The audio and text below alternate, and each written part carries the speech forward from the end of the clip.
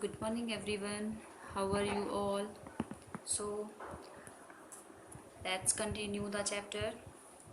No one is born hating another person because of the color of his skin or his background or his religion.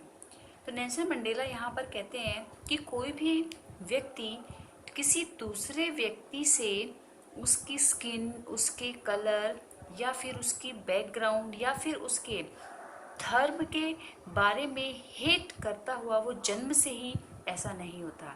It means कोई भी व्यक्ति किसी दूसरे व्यक्ति से इतनी सारी डिस्क्रिमिनेशंस जो हैं वो जन्म से ही नहीं करता। People must learn to hate. लोग जो हैं वो उनको हेट करना सीखना चाहिए। And if they can learn to hate, और अगर वो हेट करना सीख सकते हैं, they can be taught to love, for love comes naturally to the human heart than all its opposite. It means वो आगे बोलते हैं कि अगर कोई व्यक्ति हेट करना सीख सकता है तो वो उसको हेट करना सीखना चाहिए, और अगर वो हेट करना सीख सकता है, they can be taught to love, तो उनको प्रेम करना भी सिखाया जा सकता है। For love comes more naturally to the human heart, क्योंकि जो प्रेम होता है वो नेचुरली ज़्यादा अच्छे तरीके से, इट्स ऑपोजिट वे, यानी कि नफ़रत से ज़्यादा अच्छे से प्रेम करना उसको सिखाया जा सकता है। Even in the grimmest times in prison, यहाँ तक कि वो कहते हैं कि जब उनका जेल में हार्डेस्ट टाइम था, ग्रीमियस्ट मीन्स दुखों से भरा हुआ हार्डेस्ट टाइम था, when my comrades and I were push to our limits, जब उनको और उनके कॉमरेड्स मीन्स कंपेनियंस को पुश्ड टू आवर लिमिट्स, उनके दर्द को बियर करने की, टॉलरेट करने की जो एक लास्ट कंडीशन थी, जो एक सीमा थी, वहाँ तक उनको पहुँचा दिया गया था। I would see a glimmer of humanity in one of the guards, तो तब मंडेला ने एक गार्ड के अंदर मानवता की झलक देखी। शायद जस्ट फॉर अ सेकेंड, भले ही वो एक सेकेंड के लिए हो, but it was enough to reassure me and keep me going, लेकिन वो एक चमक, वो एक पल की झलक ही नेल्सन मंडेला को आगे बढ़ने के लिए, जीवन में आगे बढ़ने के लिए रीअश्योर करा रही थी, मीन्स विश्वास दिलाने के लिए इनफ थी, काफ़ी थी। Man's goodness is a flame, जो इंसान की अच्छाई होती है वो एक फ्लेम की तरह से होती है। फ्लेम मीन्स अग्नि की जो ज्वाला होती है, दैट कैन बी हिडन, जो कि छिपाई जा सकती है, बट नेवर एक्सटिंग्विश्ड, लेकिन उसको कभी भी बुझाया नहीं जा सकता। In life every man has two obligations, जीवन में सभी मनुष्यों के दो ऑब्लिगेशंस होते हैं, दो कर्तव्य होते हैं। Obligations to his family, to his parents, to his wife and children. एक कर्तव्य होता है अपने परिवार के प्रति, अपने परिवार में कौन आते हैं, अपने बच्चे, अपने माता पिता, वाइफ, तो इनके प्रति एक कर्तव्य बनता है।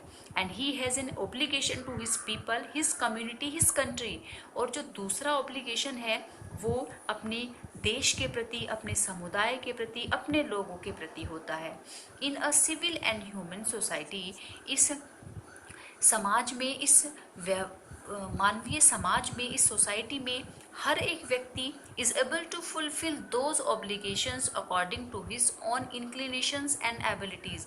हर व्यक्ति इन दोनों ऑब्लिगेशंस को अपनी इच्छा के अकॉर्डिंग, अपनी योग्यता के अकॉर्डिंग फुलफिल करने में एबल होता है। बट लेकिन in a country like South Africa, लेकिन साउथ अफ्रीका जैसे देश में it was almost impossible for a man of my birth and colour to fulfil both of those obligations. लेकिन साउथ अफ्रीका जैसे देश में लगभग उसके जैसे व्यक्ति के लिए, किसके जैसे, मंडेला ने जिस जाति में जन्म लिया है, तो उसके जैसे जाति में जन्म लेने वाले व्यक्ति के लिए तो ये लगभग दोनों कर्तव्यों को पूरा कर पाना इम्पॉसिबल ही है। ऐसा मंडेला क्यों कहते हैं? क्योंकि वहाँ पर रेशियल कलर डिस्क्रिमिनेशन बहुत ज़्यादा था, इसलिए In South Africa, a man of color who attempted to live as a human being was punished and isolated. South Africa में एक व्यक्ति a man of color, man of colour means यानी कि कोई अश्वेत व्यक्ति जो कि ह्यूमन बीइंग की तरह से जीवन जीने की कोशिश करता है, तो उसको पनिश्ड किया जाता है, उसको दंड दिया जाता है और उसको आइसोलेट कर दिया जाता है, मीन्स समाज से उसका बहिष्कार कर दिया जाता है. In South Africa a man who tried to fulfill his duty to his people was inevitably ripped from his family and his home and was forced to live a life apart, a twilight existence of secrecy and rebellion. South Africa में एक व्यक्ति अगर अपने obligations को पूरा करने की, अपनी ड्यूटी को पूरा करने की कोशिश करता है, तो उसको इनएविटेबली मीन्स होता है कि निश्चित रूप से, और रिप्ड मीन्स होता है टेकन अवे, उसको निश्चित रूप से अपने परिवार को छोड़ना पड़ता है, उसको उसके परिवार से अलग कर दिया जाता है, अपने घर से अलग कर दिया जाता है और एक अलग जीवन जीने के लिए मजबूर कर दिया जाता है. A twilit existence of secrecy and rebellion, और वो जीवन कैसा होता है, अब उसके परिवार से अलग करके, उसका एग्जिस्टेंस खत्म करके एक सीक्रेसी, एक रहस्यात्मक और एक विद्रोह से भरा जीवन जीने का लिए उसे बाध्य, मजबूर कर दिया जाता है. I did not in the beginning choose to place my people above my family.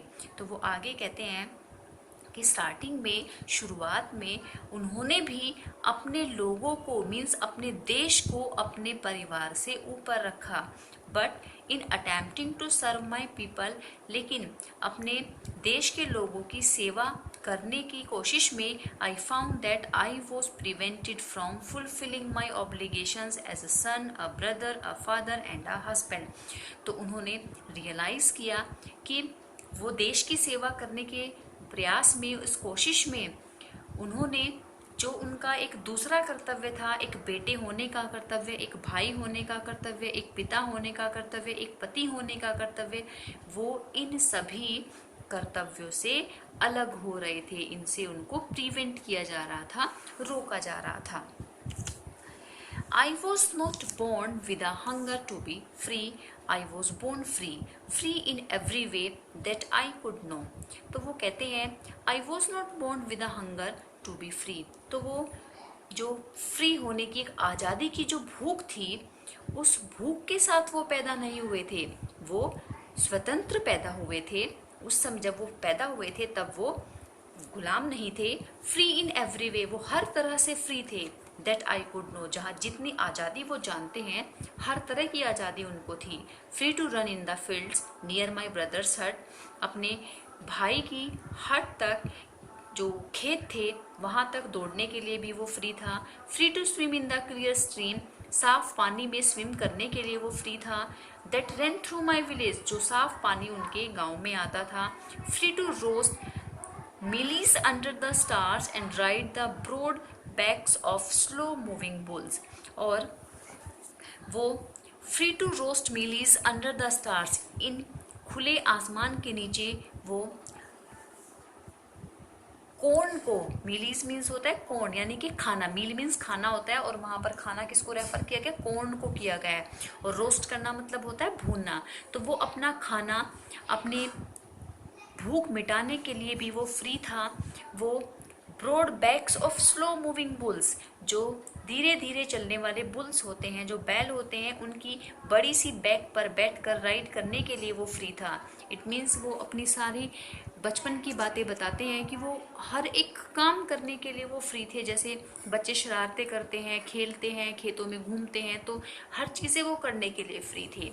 As long as I obeyed my father and abided by the customs of my tribe, I was not troubled by the laws of man और God. As long as I obeyed my father, लेकिन जैसे ही उन्होंने अपने father को obey करना, and abided by the customs of my tribe, और जो उनके जाति के जो रीति रिवाज थे उनको उन्होंने अबाइड करना, मीन्स उनको अलाउ, उनको कर दिया गया तब उसके बाद ही I was not troubled by the laws of man और गॉड, तब उसके बाद ही वो मैन और गॉड यानी कि जो रूल्स वहाँ पर बनाए गए थे उन रूल्स को फॉलो करने के लिए वो ट्रबल्ड नहीं थे।